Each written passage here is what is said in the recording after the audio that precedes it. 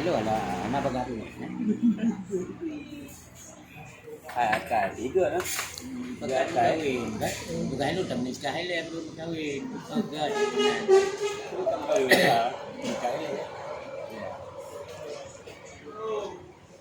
Di mana bormo?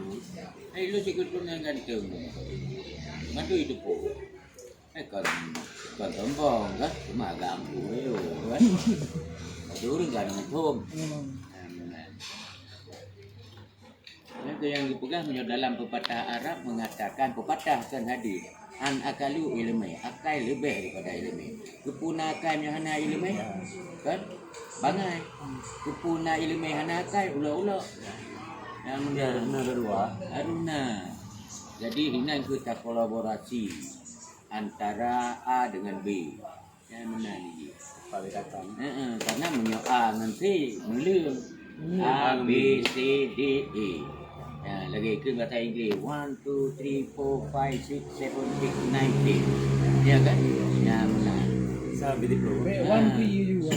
Dan ilung ti, doa mengaji. Yang bahasa apa yang nak bahasa ada rumah aja lo. I can speak English, I can speak Germany, I can speak Japanese, I can speak Arabic, I can speak Turkish. Mantu je. Pakai gua dia dia. Yang tu makan pula akan lu dia meh akai lebih daripada ini.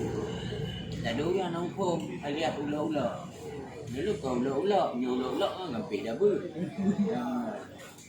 Yang lolo mana kai. Mana? Makaji tengok teori ya. Bila kau ini I can drink coffee. Espresso.